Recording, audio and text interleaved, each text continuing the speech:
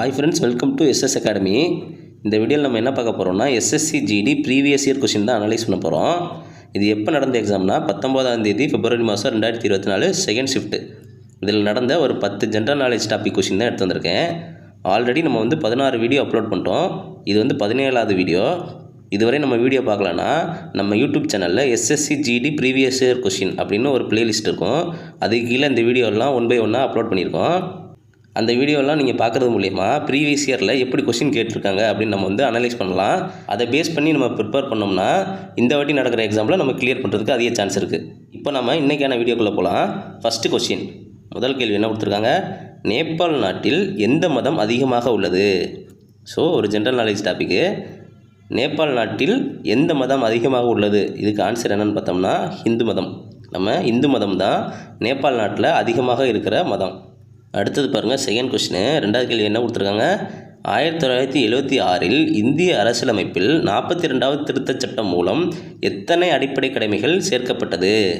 So இது எது கீழே வருது? பாலிட்டி, இந்தியன் பாலிட்டி கீழே வருது. ஸோ ஆல்ரெடி நான் சொல்லியிருக்கேன், ஆர்டிகல்ஸு, பார்ட்ஸு, ஷெடியூல்ஸு. இந்தியன் பாலிட்டியில் இந்த 3 பாயிண்ட்டும் ரொம்ப ரொம்ப முக்கியம். ஸோ இதை நீங்கள் நல்லா படித்து வச்சுக்கோங்க. இப்போ இந்த கேள்வி என்னென்னா 1974 42nd அமெண்ட்மெண்ட் வந்திருக்கும். இது மூலயமா அடிப்படை கடமைகள், ஃபண்டமெண்டல் டியூட்டிஸ்ன்னு சேர்த்துருப்போம். அதுக்கு கீழே எத்தனை கடமைகள் இருக்குது அப்படிங்கிறது தான் கேள்வி. இதுக்கு ஆன்சர் என்னென்னா ஆப்ஷன் டி 10. அடுத்தது பாருங்கள், தேர்ட் கொஸ்டின், மூணாவது கேள்வி. முதல் குளிர்கால பாரா ஒலிம்பிக் போட்டிகள் ஸ்வீடன் நாட்டில் எப்போது நடத்தப்பட்டது? ஸோ இதில் பாருங்கள், முதல் குளிர்கால பாரா ஒலிம்பிக் போட்டி எப்போ நடத்தியிருக்காங்க அதுவும் இருக்குது பாருங்கள். ஸ்வீடனில் தான் முதல் குளிர்கால பாரா ஒலிம்பிக் போட்டிகள் நடத்தப்பட்டிருக்கு.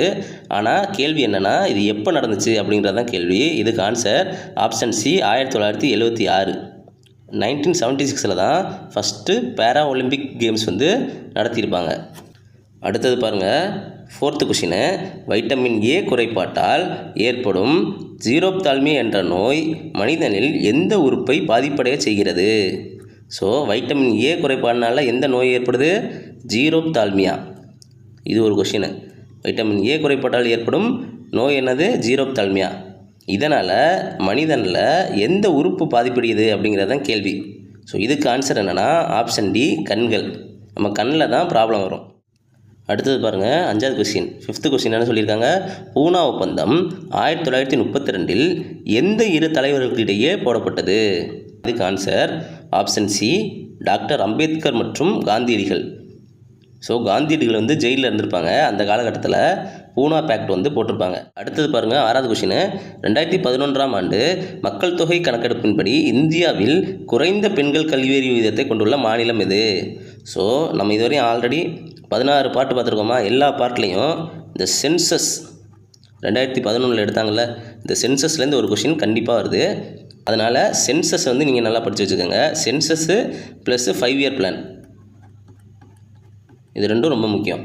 இப்போ இதுக்கான ஆன்சர் என்னென்னா 2011ஆம் ஆண்டு மக்கள் தொகை கணக்கெடுப்பின்படி குறைந்த பெண்கள் கல்வியறிவு விகிதம் எங்கே இருக்குன்னா ஆப்ஷன் சி பீகார் மாநிலத்தில் தான் குறைந்த பெண்கள் கல்வியறிவு விகிதம் இருக்குது.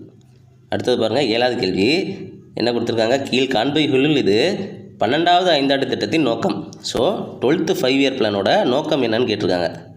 இதுக்கு ஆன்சர் என்னென்னா ஆப்ஷன் டி விரைவான, உள்ளடக்கிய மற்றும் நிலையான வளர்ச்சி. இதுதான் இந்த 12th 5 இயர் பிளானோட நோக்கமாக இருந்துச்சு. நம்ம 5 இயர் பிளானுக்கு ஒரு வீடியோ போட்டிருக்கோம். ஸோ இது நம்ம யூடியூப் சேனலில் இருக்கும், அதை போய் பார்த்துங்க. இது ரொம்ப ரொம்ப இம்பார்ட்டண்டான டாபிக். அடுத்தது பாருங்கள், 8வது கொஸ்டின், கீழ்காணும் எந்த திருவிழா அருணாச்சல பிரதேசத்தில் உள்ள மோன்பாஸ் அப்படிங்கிற பழங்குடியினரால் கொண்டாடப்படுகிறது? ஸோ பழங்குடியினர் கொண்டாடும் ஒரு திருவிழா, ஃபெஸ்டிவல்ஸ் பற்றி கேட்டிருக்காங்க. இது எது கீழே வருதுன்னா ஸ்டாட்டிக் ஜிகே டாபிக். இந்த டாபிக் ஸ்டாட்டிக் ஜிகே டாபிக். இதில் ரொம்ப முக்கியமான டாபிக் என்னென்னா, ஒன்று டான்சஸ், 2வது ஃபெஸ்டிவல்ஸ். இது ரெண்டுலேருந்து ரிப்பீட்டடாக கொஷின் வந்துகிட்டே இருக்குது. ஸோ இதை ரெண்டையும் நல்லா பார்த்து வச்சுக்கோங்க. இப்போது இந்த கொஸ்டினுக்கு ஆன்சர் என்னென்னா ஆப்ஷன் பி லூசர் திருவிழா. லூசர் திருவிழா தான் இந்த மோன்பாஸ் அப்படிங்கிற ட்ரைபல் பீப்புள் கொண்டாடுவாங்க. அடுத்தது 9வது கேள்வி, 9th கொஸ்டின் பாருங்கள். வில்லுப்பாட்டு கீழ்காணும் எந்த மாநிலத்துடன் தொடர்புடையது? வில்லுப்பாட்டு, இது நம்மளுக்கு தெரியும் ஆன்சரு ஆப்ஷன் பி தமிழ்நாடு. நம்ம தமிழ்நாட்டில் தான் வில்லுப்பாட்டு பாடப்படுகிறது. அடுத்தது பாருங்கள், 10வது லாஸ்ட் கொஷினு. பத்மஸ்ரீ விருது பெற்ற பாரதி சிவாஜி அவர்கள் கீழ்காணும் எந்த நடனத்துடன் தொடர்புடையவர்? ஆல்ரெடி நான் சொன்னேன்னா டான்சஸ்லேருந்து இந்த கொஷின் வந்திருக்கு. பத்மஸ்ரீ விருது பெற்ற பாரதி சிவாஜி கீழ்காணும் எந்த நடனத்துடன் தொடர்புடையவர்? இதுக்கு ஆன்சர் என்னென்னா ஆப்ஷன் சி, மோகினி ஆட்டம். மோகினி ஆட்டம் எங்கே ஆடுவாங்க? கேரளாவில் ஆடுவாங்க, கேரளா. ஸோ ஓகே ஃப்ரெண்ட்ஸ், இதோட இந்த வீடியோ முடியுது. வந்து எஸ்எஸ்சி ஜிடிக்கு இன்னும் குறைவான நாட்கள் தான் இருக்குது. அதனால் உங்கள் ப்ரிப்பரேஷனை இன்னும் ஹெவியாக்குங்க. டைம் வேஸ்ட் பண்ணாமல் படிங்க. Okay friends, all the best. Thank you.